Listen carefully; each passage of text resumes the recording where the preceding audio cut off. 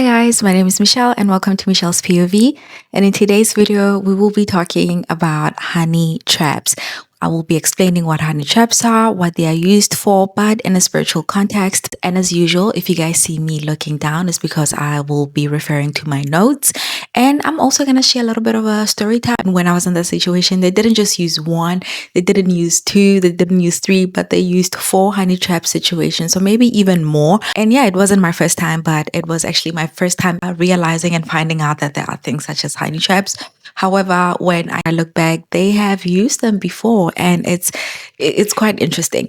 So we are going to get into all of that. So let's get into the video. All right, check this one out. We're going to talk about honeypotting.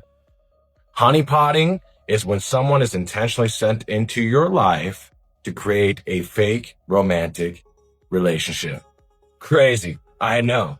Who would do this, right? So in this little description here, they're calling it honey trapping. But in today's terms, especially with targeted individuals, it's called honeypotting. Honey trapping is an investigative practice involving the use of romantic or sexual relationships for interpersonal, political, including state espionage, or monetary purpose. The honeypot or trap involves making contact with an individual who has information or resources required by a group or an individual.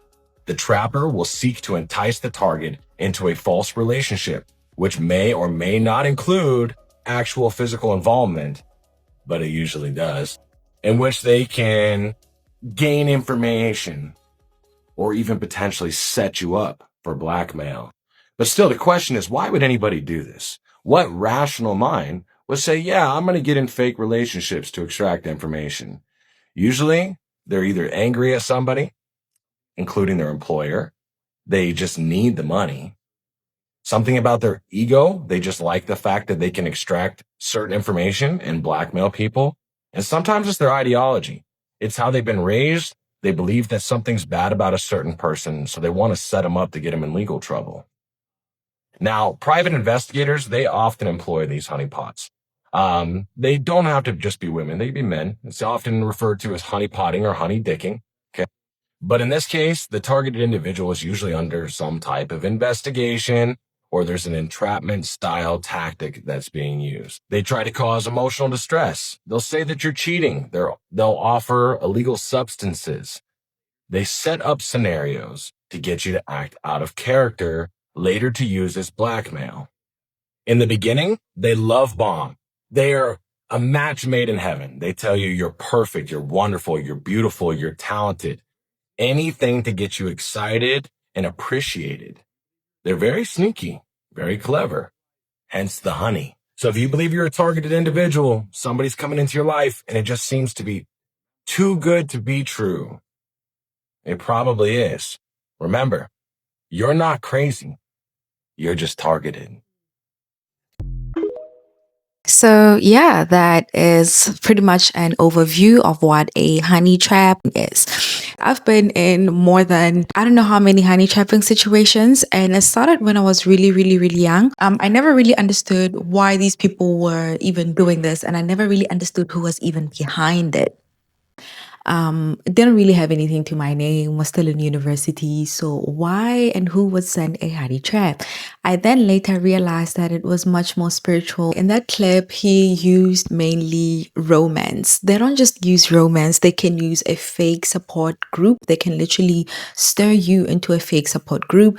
It's like church, religious settings, and all that. They can also use friends. Sometimes they can also use family members. They can literally pay off distant family members that you haven't seen in years, and then suddenly this person is just so excited and they just want to be around you. They can also use that to extract information out of you. In a spiritual context, when people are honey trapping you, they are essentially sent to distract you, to drain your energy, and to gaslight you while feeding intelligence into the network. Sometimes it's not one person that's doing that to you, it's actually a group, and they want to extract something from you. And in spiritual cases, they either want to extract, and if they fail to extract, they want to plug in. And so now sometimes they have to, or they want to rather understand how your gifts work so that they know what to do and use situations to actually trap you. The reason why they use intimate relationships is because they can get a person to be vulnerable very, very quickly. They need access to sensitive data and information. Now, they use the following things to distract the target and to drain their energy. So bait and switch is when a person portrays themselves to be something, and then they instantly switch as soon as you get comfortable. So the person that they had sent in the first time was telling me that they are so religious and they are so amazing and they don't drink alcohol and they don't smoke and they don't do this. Until one time when I actually got with this person, they ordered a alcoholic beverage. So the reason why they do that to confuse you. Okay, honey traps will always confuse you. Sometimes even religious groups who look for individuals to feed off of, what they will do is they will send in their honey traps. Now, the whole point and purpose of a Christian honey trap is to capture your imagination. So they do that to put you in a state of limerence, to constantly imagine and think about how the future would look like with this perfect guy, right? And after that, the person will switch. So in my case, the person did switch. And I had already joined a church. Now, I went to the church with him literally the first time he asked me out. He was like, "Can we go out?" I said, "Sure." And then he was like, "Before we go out, let's go to a church." And so when we get to this church, I asked him whether or not he's been to the church before. Does he know anyone in the church? And he was lying. It wasn't his first time. In fact, he had a very long-standing relationship with some of the seniors and the members in the church. Forgot to mention that they use it to really extract you from your roots, extract you from your foundation. So your foundation is everything that you know and everything that makes you you. And so they have to disrupt your foundation so that they can put you in a state and in a situation where you just become isolated so that they're able to carry out whatever plan that they have using a honey trap. So his role was to put me in a state of limerence, extract me from everything I knew, my beliefs, the things that I practiced, so that I can now join this group. I knew nothing about the group and I had to learn about the group. And as time went on, I then started to realize that, well, there were so many things and so much information fed to this group about me. And so that is how I was able to make a connection that he knew all along. It was the plan all along. But that was not the end, because as soon as I left that fake support group, which was a religious organization, they then sent in another honey trap. And so if you pay attention, if you've ever been in a situation or, just for warning, honey traps will often come to you in the same settings, similar settings. If it's a friend or a family member, you will find that you haven't seen this person or spoken to this person in a very long time. And the person will suddenly start calling you nonstop and they will start asking you questions. All these things, right? That's the information that they need. When it comes to romance, these individuals, they usually want to know so much about you. They want to know so much about you to a point where they ask very invasive questions. And that is just to push your boundaries. And so let's get into delicate situations, right? So honey traps, they will feel very cold. You will feel like there's something wrong with them. You will feel like there's something up with them, but you won't be able to actually pinpoint exactly what it is. And sometimes because they mirror you, you will actually think that you like them, but in actual reality, you just like yourself because they are not able to meet you, but they're able to mirror you. So a lot of times, especially with spiritual people, because of the confusion from disrupting you from your foundation, what they will often do, you will often think that it's a spiritual connection or synchronicities because you will feel like they know you, but in actual reality, they are just mirroring you. And that is used to pretty much manipulate you. Manipulators like to mirror people. And another thing, like I said, that the conversations will feel like you've known them before simply because they know you. Some of them were trained. Some of them have been gathering information when it comes to you. They will use your social media. So they will just refer to the things that they think they know about you based on your social media, especially if they don't have access to certain information about you. And so In special and delicate cases, such as spiritual cases, the last honey trap that I was dealing with, this person will often show up in my dream. That is dream infiltration. These are very, very advanced methods, okay? They will sometimes appear in your dreams, sometimes even ask you questions in your dream state. People will literally come to you and ask you questions, and you might actually tell them because you don't have control over your dreams.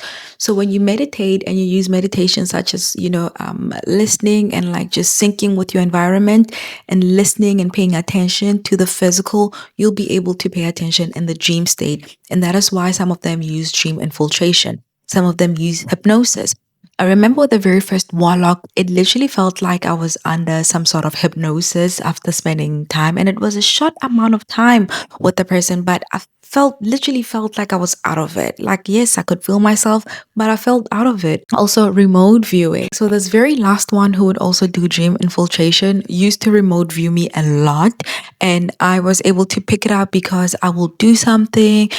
Sometimes when I feel like the projections were too strong, I would take out my iPad or my sketchbook and maybe I would start drawing things just to take my mind off of things. And so because he had the ability to remote view, whenever I would see him or whenever he would come back again, he would literally sort of like hint to me and tell me exactly what I was doing. He would do it covertly. He would say things like, "Oh, I love flowers," and this would be a day maybe after I decided to sketch out my flowers.